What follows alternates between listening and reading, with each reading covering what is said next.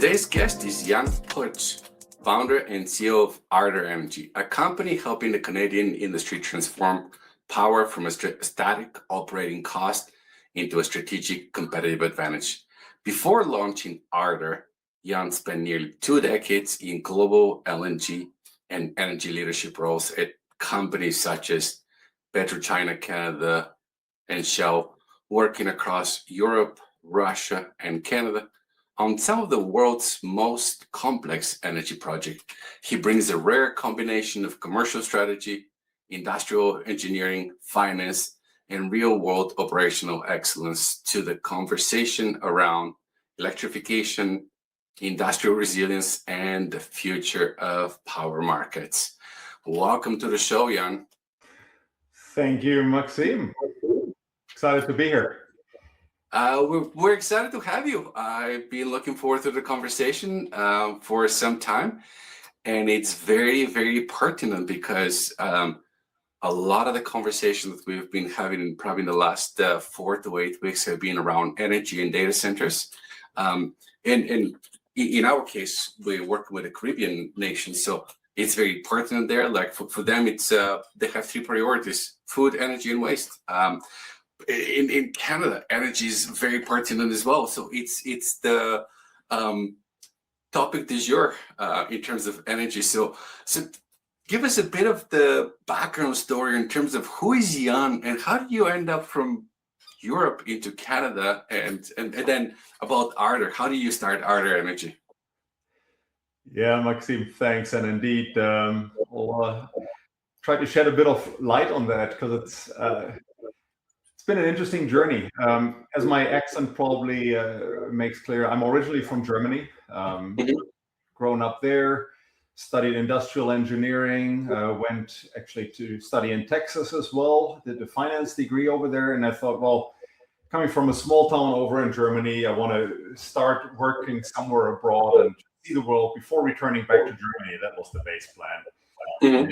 This great opportunity with Shell. I had actually applied with them to become a trader. I wanted to go into trading or as a quant into trading.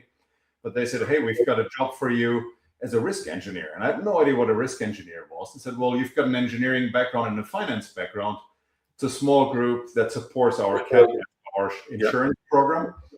But they said, well, it has just one big disadvantage. You will have to travel a lot. And a lot of it is to like very remote places. And you may need to travel less comfortably to places like offshore platforms. And I thought, wow, someone will pay me to travel most of my time. I was young, single. It's like, I'm going to get paid to go to offshore platforms. So I thought, this is brilliant. I'll do that for a few years.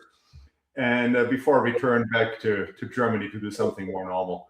So started with Shell in the UK in that role, then Netherlands. And indeed, my first international trip was to Nigeria, to the Cawthorne Channel gas plant in the swamp. So huge experience. I would say I got really hooked on the energy industry early on. Now that's over 2 decades ago. But it was the days of the mega projects. The oil price was running up 05 through 07. So saw lots happening in energy. And I just couldn't believe the sheer scale and complexity of things. And after that assignment, Shell said, well, you're in this weird role. You're this engineer, but part of finance. Next role for you is an accounting role. I said, well, I'm not going to do an accounting role. So I started applying for jobs back in Germany. I really wanted a frontline role. They at first turned me down for a few jobs, but then finally one came through in Far East Russia on the Sakhalin project. And I thought, well, this is getting even better. Now I can work on the front lines. Sakhalin at the time was the world's 2nd largest integrated energy project, an island north of Japan between Kamchatka and Vladivostok. So I moved there, worked there for 3 years. I was in my late 20s, and before you knew it, managing helicopter and icebreaker contracts in Far East Russia, and incredibly exciting time. How's your Russian? Where? How is your Russian? My Russian is very basic now. I forgot, unfortunately, most of it. I was decent on small talk level. And enjoyed the time over there a lot. And then I was looking, well, where do I move next? Met my now wife over there. She was a project engineer with Exxon. They moved her to Canada. So I thought, well, I'll try and find a role here. Half a year later, found a job with Shell in Canada, did M&A support, some deal support work here. But I really wanted to get back into the project role. Like mega projects were just so exciting. And that was the time when LNG Canada just took off here in Canada. So that was my big mission. Okay, I supported them on 2 of the deals they needed to do. That was early in 2013, 14. And that worked really well. So they offered me a job on the project. So I got seconded in, became the deal lead for the pipeline on that project.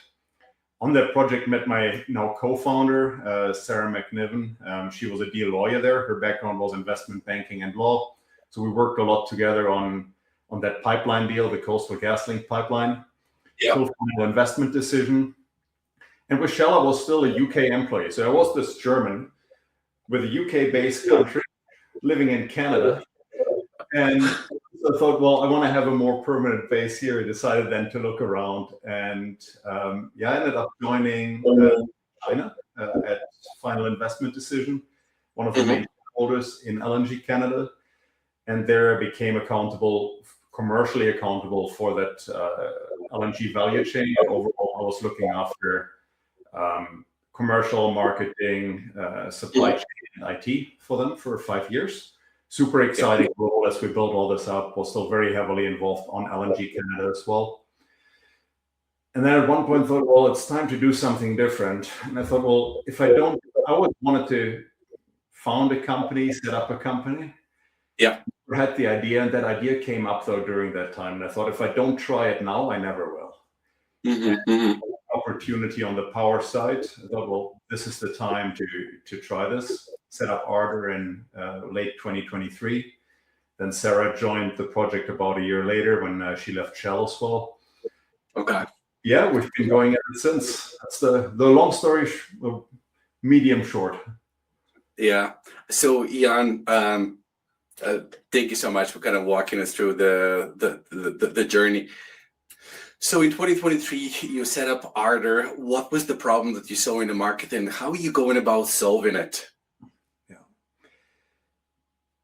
In short, it's power for industrial customers. And what do I mean? I still remember when one of our deal leads came in and said, Jan, I'm struggling with our power bill here. Like, some things make sense. And I'd never looked much at power before. It was always non-core, always very important, but kind of non-core for the business. Was all about gas and oil value chains, diluents, and so on. And I just couldn't believe how complex it was. So if you have a transmission contract or distribution contract for gas, it's very simple. Basically, the bigger the pipe is, the higher your bill is. It's what they call the take or pay contract. You pay a fixed fee. You get access to more gas, you pay more for that, and then you just pay for the energy that you pull. Electricity is remarkably complex, and especially on the transmission side, a certain 15-minute window during 1 month may drive up to half of your total transmission bill. So it just became so complex, and I didn't fully understand it, and I tried to come up with a good commercial strategy. We didn't have expertise in-house at the time, and I looked around and talked to some of my peers in the industry, and everyone was in the same boat, but the general answer was, well, yeah, it's important, but you know what? It's just power. It's a flow-through cost. It's non-core. And you just manage it accordingly. And what I found is everyone had the same kind of set and forget strategies. But the more I looked into it, the more I just saw there are actually a lot of levers you can do. Not just a flow-through cost element. This is really strategic for competitiveness. I was also looking after supply chain at the time, and then I figured out we spend more time optimizing the cost of our photocopier contracts than the cost of the power contracts. And I thought, this can't be. So how is that possible? And when we looked to consultants as well, there were quite a few power consultants out there, but they were usually very specialized on, really come from the regulatory background. They're specialized on your contract sizing or your hedging strategy. But getting an overview of all the different levers and which ones should you actually prioritize. So setting up what I'd seen to be so key on all other energy projects, these early phases, picking the right levers and then only zooming in, Yeah. we couldn't find it. And I thought, well, that seems to be a gap in the market. So that's what we do now at Arder. We help industrial clients figure out these power strategies. And because with that, we get really good insights into what works and doesn't work, we also provide advice to investors in helping them figure out their own strategies on how to think about that market. And so, if I was to put it in my own terms, Jan, does this mean that you're looking at the power supply and figuring out how to obtain the highest amount of power at the lowest price per kilowatt? Yeah, in short, what we look at is, if you look at power very broadly, how do you set it up competitively and in a resilient manner? So for any of the engineers that may listen here, if we recall back to the good old days, setting up optimization strategies, you can never pick more than one goal function. All the rest becomes constraints or your algorithm crashes. So like you said there, let's pick cost. That's usually the number one priority. All the rest then becomes a constraint. That's usually how we work. Then we look at the client's data. So it's demand data and their cost data, their profiles. And then we screen across levers. So there are contractual levers, operational levers, and investment-based levers. And in the first step, going really top down, screening out what screens green. So what are things they should definitely look at? What are elements that are amber?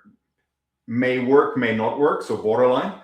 And what is red? So what can you quite safely forget about, which is just as important as identifying what's green. And with that step, creating a clear prioritization and seeking out specialists in that area. One thing we found is there are specialists in almost every area, but you need to find the right area first and then define the scope. So Sarah and I, our background is on the commercial deal side. So the way we work is as advisors early on to the client, but then also as their deal team. So delivering on their behalf as client representatives, those deals, because usually clients don't want to see yet another consulting report and then it becomes their problem. So we help them identify the priorities, but then also deliver them so that the client can turn around and say, I agree with this assessment. Here's a mandate. Please go out on our behalf, help us structure this. Or in some cases, they want to retain control fully themselves, and then we work in the background, but setting them up for success. Love it. I mean, I think that's the kind of the evolution of consulting is moving away from like, do it, I'll do it myself, to like do it for me, to like a combination of do it with you, like having the client alongside with you, doing the work and driving the value accretion based on whatever's identified as the highest priority. Yeah, indeed. And one thing we've done quite consciously, anytime we do work, we spend a lot of effort on encoding the knowledge so that we have our own proprietary analytics, our own tools that help us accelerate and become a lot more efficient next time. So that it can ultimately lead more towards a platform approach where the data can lead clients there. But the important part is to get started and solve real problems. That's what we've found so far. A lot of the analytics, there are huge synergies after a while, figuring that part out. But what is optimal for a client is just, for every case we looked at so far, it's just so vastly different. Yeah, I couldn't agree more. I mean, ultimately, if you're a company consuming electricity, you to your point, you want to build the redundancy, you want to build the resilience, and you want to, buy energy when the energy price is lower and or store energy when the energy price is high, right? You want to optimize this. I was recently reading a study around kind of the data center, because obviously data centers are very much in vogue at the moment, kind of how we're going to supply the data centers. And the consensus, it appears, is that we actually have 10% oversupply of energy. The problem is that everything needs to be built to peak capacity. And so if the data centers agree to work in a coordinated fashion where you bring them down when when it's peak demand, and kind of redirect the traffic to where there's supply of electricity, you actually have oversupply of electricity of 10%. So it's a 10 plus 10 minus 10% delta, but it requires a coordinated orchestration. 100%. If we just look at Alberta's power market, I mean, it's a phenomenon we see globally. But here, for example, last week between Sunday midnight going into Sunday and Monday morning 10 a.m., we had 34 hours in a row where the power price set at $0 per megawatt hour. That's the floor in the market. It can't go lower. We had 34 nonstop hours where power price was zero, the longest streak we've had in the history of the market. What caused this? What we have is it's inflexible supply is the short answer, and we're quite islanded. So we have a very large, unique feature in Alberta is a large base of gas-fired cogen that comes from the oil sands, and that is delivering around 4.5 gigawatts of power, 24/7, and the power is almost a byproduct of steam production for the oil sands. So they will keep running even if the power price is at zero because they need the steam.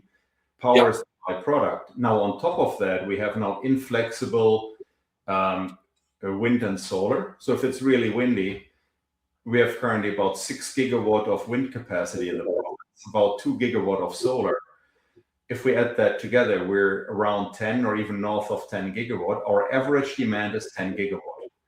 You have just 1 megawatt too much if you can't export. Power price sits at zero. And then we have some what's called slow ramping assets, gas-fired steam, others that sit in there. Our interties are very limited still into BC, Montana, and Saskatchewan. So we're largely an island, and it's flexible generation. But then the flip side of that is whenever then the wind falls off quickly or solar falls off and we need what's called the quick ramp comes in, evening ramp in particular, prices can shoot up straight to the price cap, which currently sits at $199.99, so just under $1,000 per hour. So you get almost a bar distribution out there. Yeah. And what's Alan Grant and our team is somebody that used to drive resource planning for BC Hydro. What's driving this island isolation? Because my understanding, the Alberta market is one of the most democratized, liberalized market in the country. So why would we not build more transmission lines so we have egress points into, I don't know, Montana or other jurisdictions? Good question. Market design and I'll just call it politics certainly had part to play with that. And of course, also concerns. And I think some quite rightful concerns from power developers who also said, well, we're opening ourselves up to certain competition from outside players who may not need to compete on the same basis. How does that work? How do you have a fair playing field? Then, of course, the technical complexities as well. Right now, we have a limitation where even the intertie into BC, which could run at up to 1 gigawatt, is limited in size because of what's called the most severe single contingency, the MSSC, where if an intertie was to trip and fall off, if it's too large, it may actually trigger a blackout on the entire grid. So if you think to that Spain-Portugal infamous blackout we had a good year ago, we don't want those incidents either. So currently the system operator is procuring what's called fast frequency response services.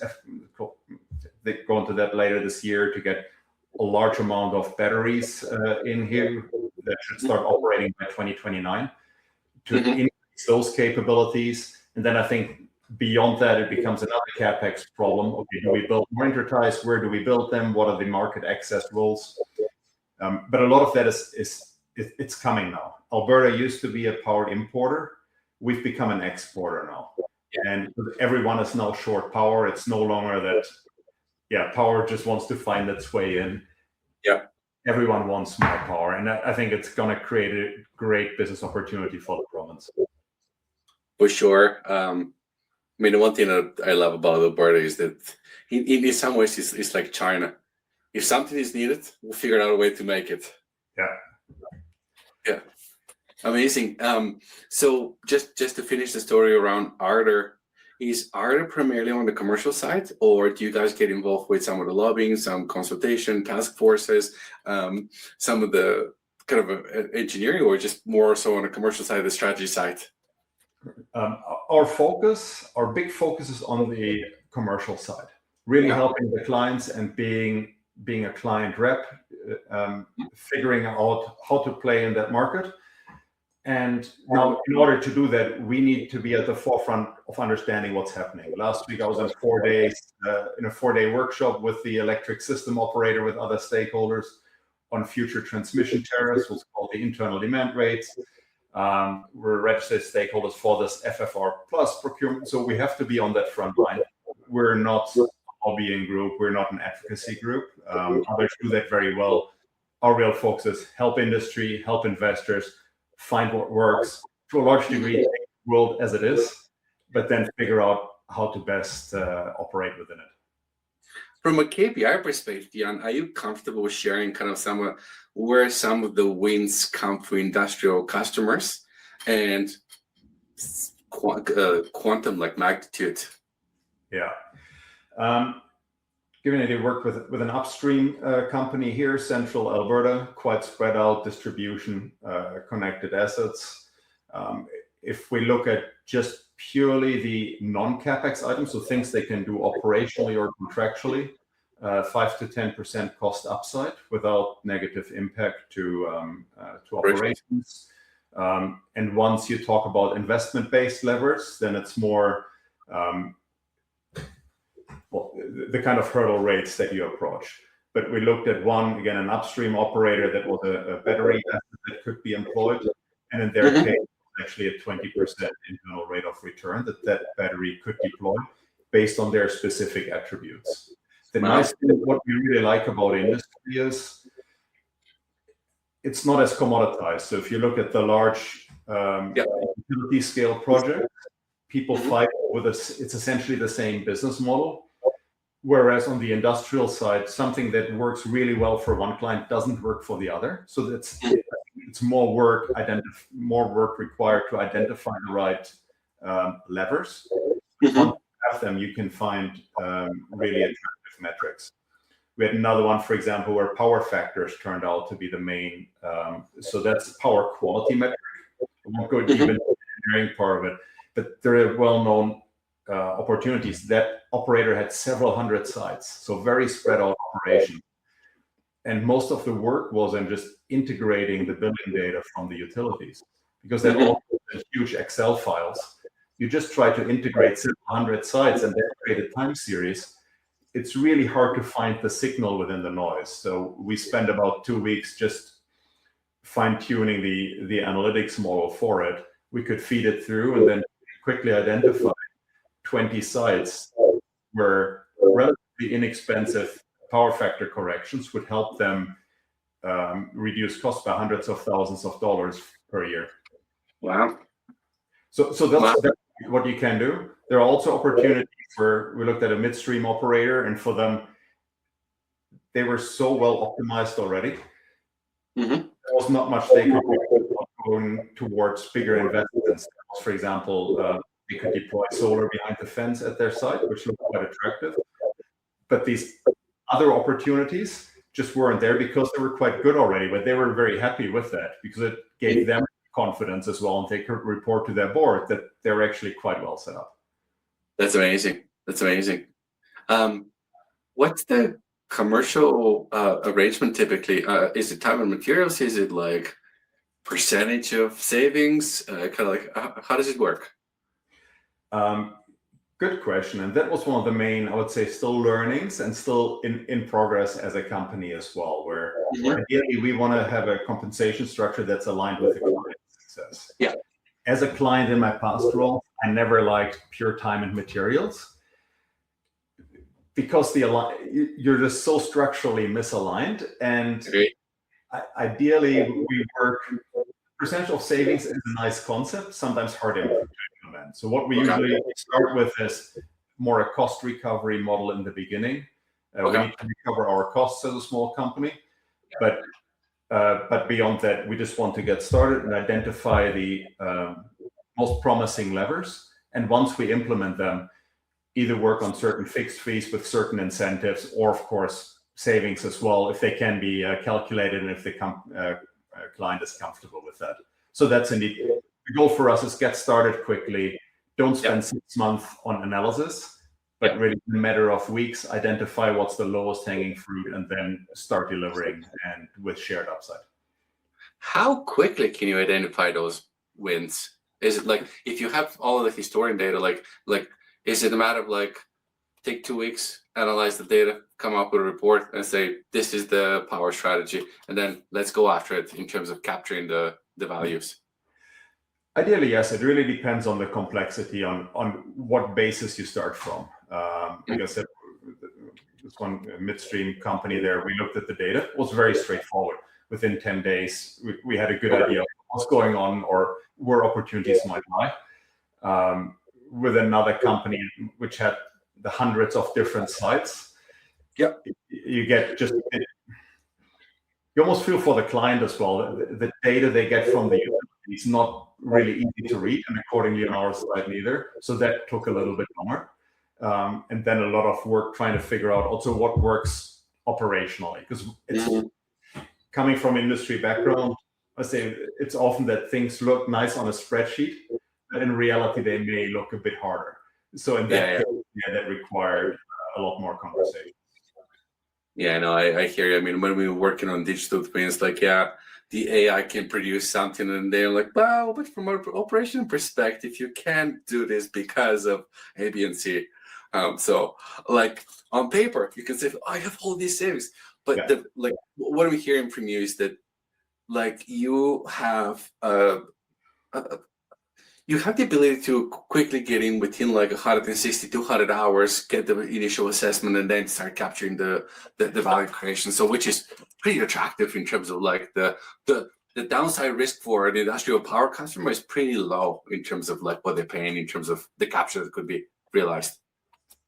Indeed, and that's the whole goal. Get started quickly, and ideally come up with a self-financing roadmap where the projects start paying for themselves. So we want to be in a situation where the client is out of pocket as little as possible until they can start realizing savings. And then the savings from the first project should also help finance the next ones. And then you have a structural improvement. Because the other thing is, perfect is the enemy of the good really often. And so our whole focus is on higher cadence. So I would rather go with a higher cadence, smaller wins, smaller projects, but ones that are all accretive by themselves, and that then lead to the next thing, rather than trying to figure out the perfect strategy. Or strategy often sounds a bit intimidating because people expect a 200-page report and then trying to figure out after multiple stakeholder engagements what to do. Whereas our focus is on, well, if we identify, usually the screening shows pretty quickly what's feasible, what's not. Let's start with what's really feasible, what screens on top, and then go to the next thing. Understood. Are there specific industries that they're more exposed if they fail to modernize their energy strategy? Like, kind of like, who should be paying attention to your messaging? Our background's oil and gas. Oil and gas, of course, the biggest industry here as well in Alberta. So that's where our big focus is. I would say the second one, of course, is mining. Mining, of course, also very big and quite closely related. Petrochemical, I would count in as well. So we're looking at these bigger customers out there. Our focus is on these large companies, and I would say it's just more on that characteristics. We started looking at the municipality space as well, and we're currently looking how can we translate it, because some municipalities are from a power consumption profile more similar to an industrial player than to, for example, a residential one. If someone has large wastewater treatment plants, for example, or transport infrastructure. So that's a field that we're quite excited about, but have not started on yet.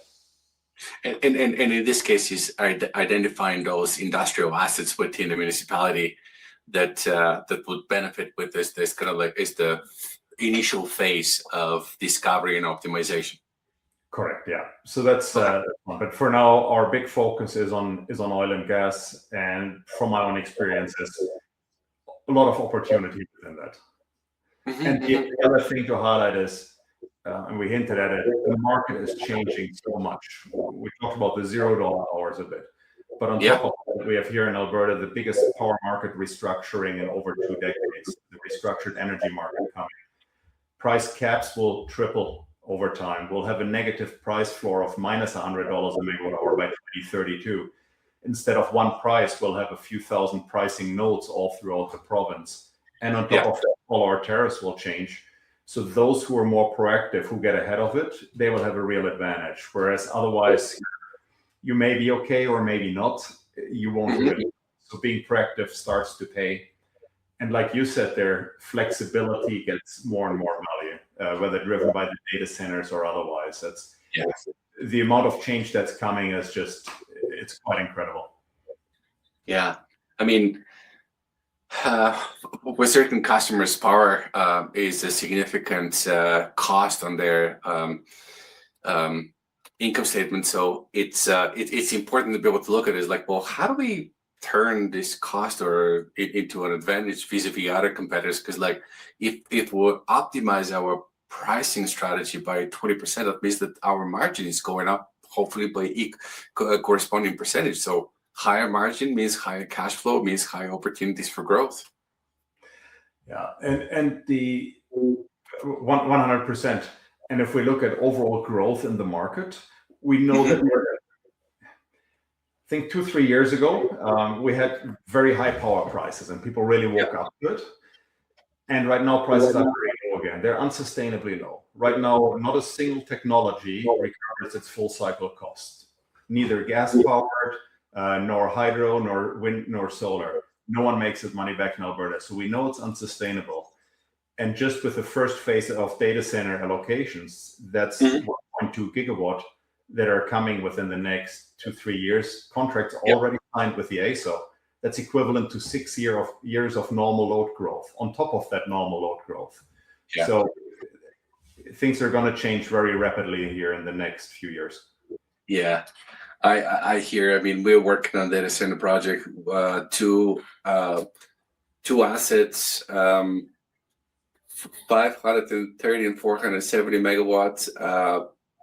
Lead investor from Salt Lake City, and so this is just one project. I mean, this is just one firm. Like I can only imagine there's a ton of other companies working on something similar, which would require significant load growth and kind of like appropriate resource planning in terms of like how we're going to produce and consume power in a way that's sustainable. 100%, and that is just on top of what's coming in industry as well, where I think electrification, the upsides are so big. You look at, we talked to an oil and gas company that electrified a gas plant in British Columbia in over the years, driven there by regulation at first. But what they told us, well, they now realized the upsides were so significant on the operational side, the maintenance side, reliability, maintenance cost, uptime, that now they're looking at electrifying the Alberta gas plant, and it's driven by those aspects. It's not driven by ESG goals, but it's driven by reliability metrics, by resilience of the asset, and by uptime, production. And that'll come. It's going to be big. And it makes sense. I mean, most companies look at assets from a total cost of ownership, and as well as like, what does it cost me to run? Like, it's not just the initial, but it's also like the overall running of the asset. So this kind of dovetails nicely into decarbonization. I know that you have spoken publicly about industrial heat as one of the hardest sectors to decarbonize. Why is it such a difficult problem? Heat is hard because it's the way of doing things right now, especially here in North America. If it's unabated, it's really cheap. Our natural gas price is really, really low here in Alberta in particular, Western. We have really cheap nat gas. So if you just fire a nat gas boiler, unabated, if there's no price on the emissions, it's really cheap heat and steam. To give you an order of magnitude, you have a heat rate of 4.5 gigajoules per megawatt hour of steam. So if your natural gas costs you right now $2 Canadian per gigajoule, $2.50 delivered, you get steam for 12 to 15 Canadian dollars per megawatt hour thermal. That is really, really cheap. So if you wanted to electrify that, really hard to do.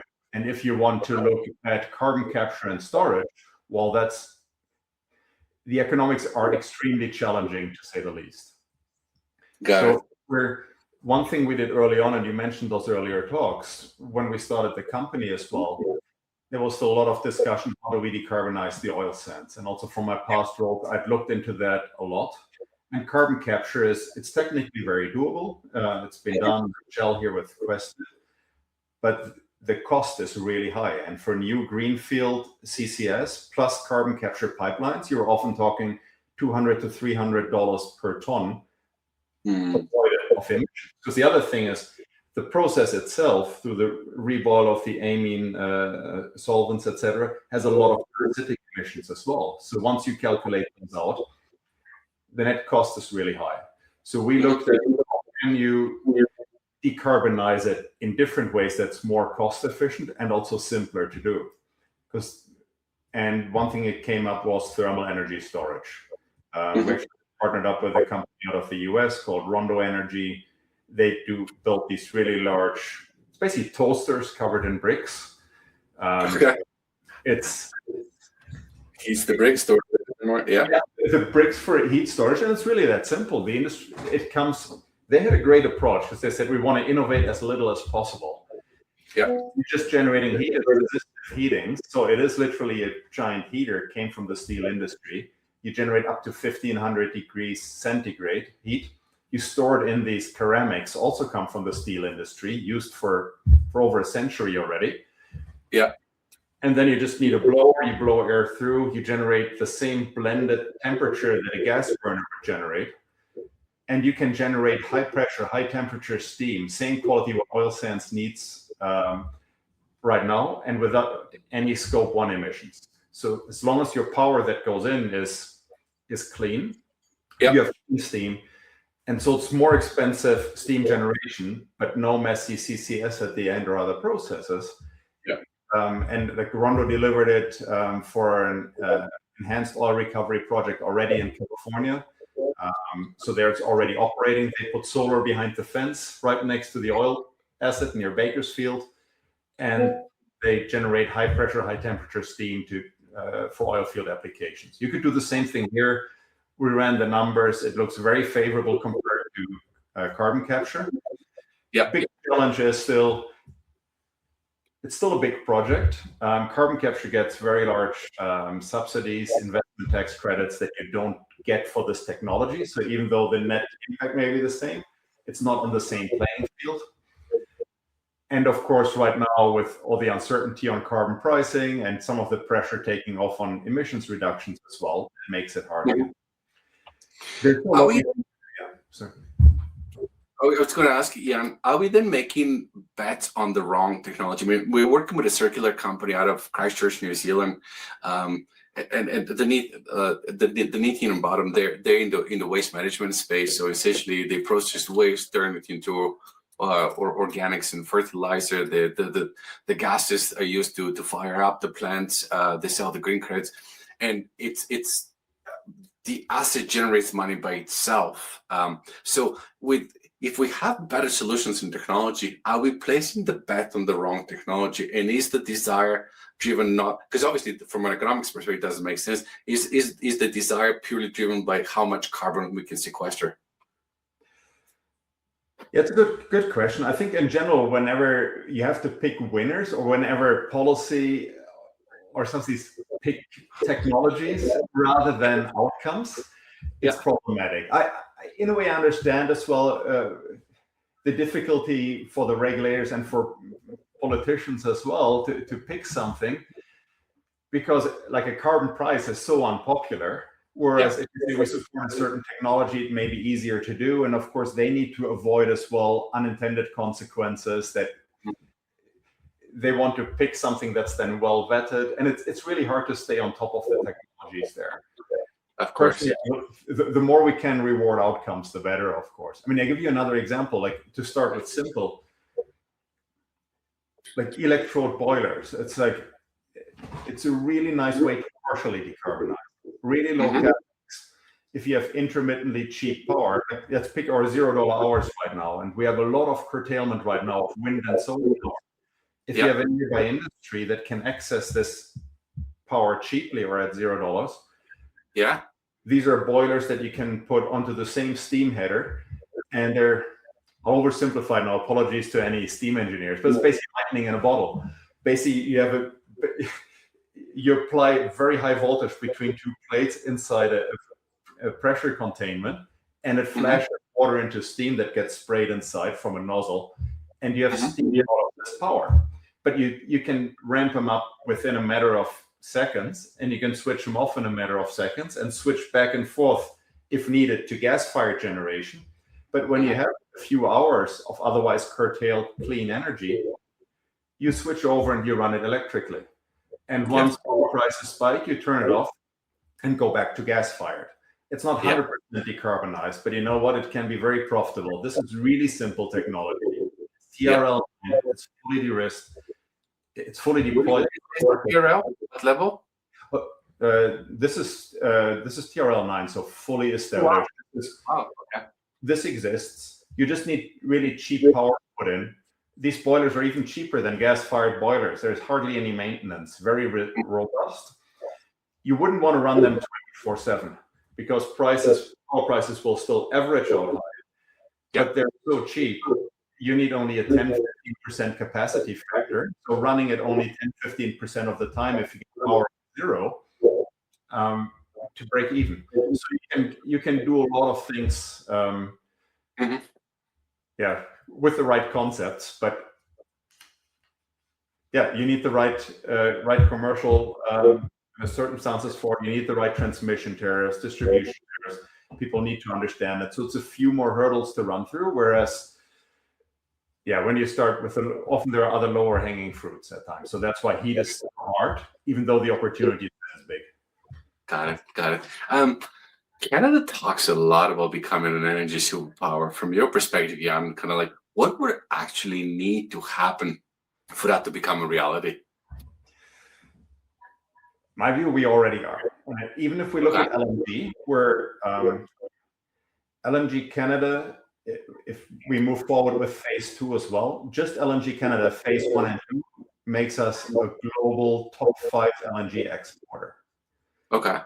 So it's already pretty big. Phase 1 alone is over 10% of our total gas production over here. We're already big. We're not as big as the US, and I don't think we'll ever be there. But if I just look LNG again, LNG Canada phase 1 and phase 2 will be ahead of Malaysia, ahead of Nigeria. We're a top 5 exporter, so we're fairly big. On the oil side, it's already fairly big with the new projects that were recently announced, the South Bow projects. I don't think we'll see any pipeline constraints soon.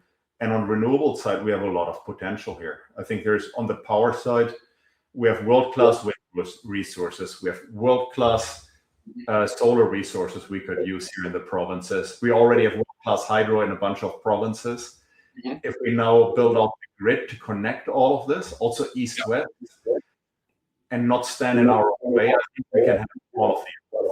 I think the opportunity is huge, and then having affordable, reliable, and clean power will attract a lot of industries. Well, like you mentioned, data centers, but also other producing industries that need a lot of power. What if, from your perspective, I mean, what does the industrial energy landscape look like in 2035? I think we have a huge potential that will we have an all of the above approach, and we can expand massively. And I think the role model I like looking at is Texas. when we think about, I'll pick clean energy now, people always quote China or California. Mm-hmm. If I run the numbers on a per capita basis, just looking how, and just normalize the size, Texas leads both of them in terms of deployment of renewables and deployment of energy storage. And that is really market-led. Texas, I think few people would accuse the Texans of being too much on the green side. So a lot of that is just, Texas has created sets of market conditions that enable those technologies that move out of the way. Texas still has record oil growth, oil production growth, and LNG production, but at the same time, they're the world leaders per capita in renewables and energy storage as well. And it attracts industry. You look at all these manufacturing industries that move into Texas, and you can do all of this. And I think we can do the same here as well. I mean, there's like, where do you land around nuclear? Like, there's the conversation around 3 Mile Island is going to be resuscitated in order to power a data center, and the offtake agreement, the PPA is purely with just one customer. Kind of like, where does nuclear play a role in our energy landscape? I'm actually one of the few Germans probably who actually like nuclear power. So I'll say that up front. So I think from the risk perspective, Germany's regretting shutting down the nuclear plants after Russia cut it off, and now they're looking to probably resuscitate that. Yeah, the German decisions are hard to rationalize. Let's put it politely out there. Yeah. I think the main challenge I just see with nuclear is mainly on the cost and complexity side. The small modular reactors, at least the designs I've seen, are neither small nor modular. And it's just really hard to see how we can get to attractive costs. I think you can see it strategically playing a big role. Yeah. I struggled, having seen mega projects and how hard it is to get projects over the line and all the hurdles that are there for nuclear as well. I just can't see it helping us materially within the next 10 years address the power needs we have. And we have a lot of growth potential, but also some real challenges just to address what we need over the next 10 years. So I think we need to make sure it doesn't become a red herring that detracts from what do we need to do for the next 10 years. We should never close our eyes to long-term options, but to me, that's a long-term conversation. For the next 10 years, storage is first and foremost the biggest thing we need to do. Flexibility, like you said, it's not about the average consumption, but it's also about peak. So I think storage is huge. Renewables are the low-cost intermittent ones, and gas will play a material role as well for the foreseeable future. Amazing. I mean, policy is absolutely an important lever to pull on. It just, as long as we don't skew the policy in one direction or another, because I think that we need to have a multi-pronged, multifaceted approach in terms of how we develop it. 100%. Couldn't agree more. Yeah, and I know that we're coming on to time. I like to end the conversation with a couple of questions, and you can pick between the two, or you can answer both. The first question is, what's the best advice you have ever received? And the second question is, like, what's the kindest thing somebody has ever done for you?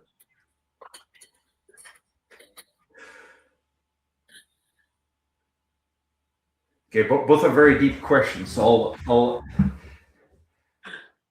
best advice, actually, my dad always used to say,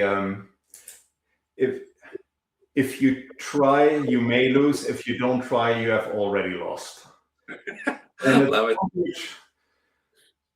Yeah, especially founding a company, it's nothing straightforward. Nothing's as easy from the outside as it looks like, and it's a roller coaster at times.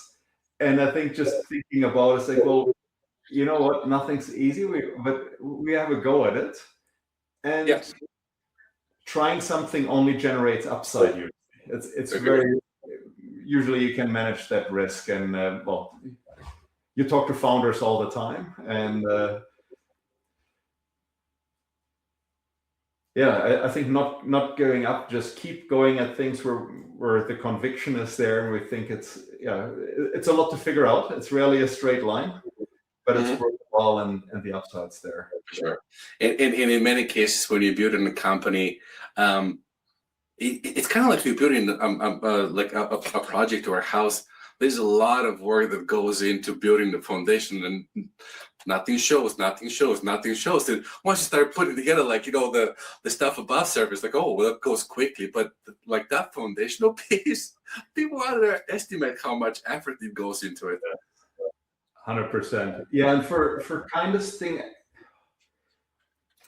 they would almost require too much time to think back. But I think in general, what I find most useful, both personally and in business, is actually constructive criticism. I would say when people come with the intention of helping, but saying what one should do differently, and what people tell me, hey, look, you're really wrong here. You should do something wrong, or your approach is wrong, but because I think that is really hard for people to do. Compliments are easy, criticism is not, but I think that's what's needed ultimately for growth and to improve. None of us are perfect. We make mistakes all the time.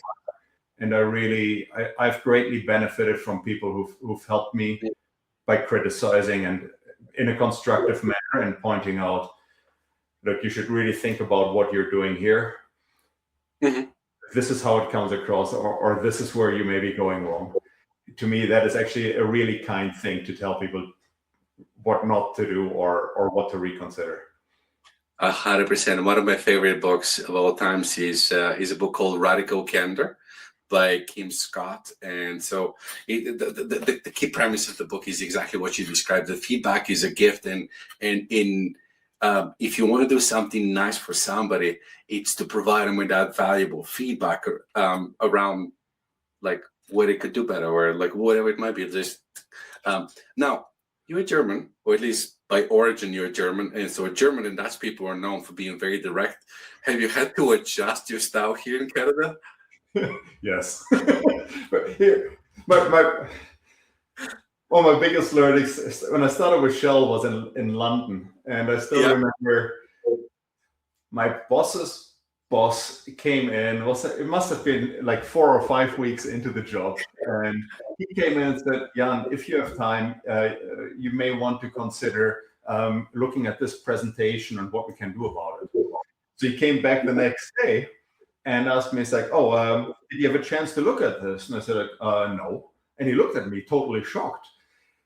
To me, as a German, it was like highly optional. It's like, if you have time, you may want to consider. So it's like 4 optional elements. Whereas in English, it was, you better go on it right away. So and similarly, I think my own communication style needed some needed some tweaks at times. Yes. Jan, I enjoyed the conversation tremendously. You were extremely valuable guest, highly knowledgeable. Thank you so much for your generosity of time and the graciousness with the insights that you shared. Yeah, thanks a lot, Maxim. Great pleasure talking with you, and love energy. And also if anyone listening here is ever interested just to talk energy markets, opportunities, love the topic, please reach out. For sure. And in the show notes, we'll include links to Arder, links to your LinkedIn profile, so people can follow your work and the work that the company is doing. Perfect. Thanks so much. Amazing.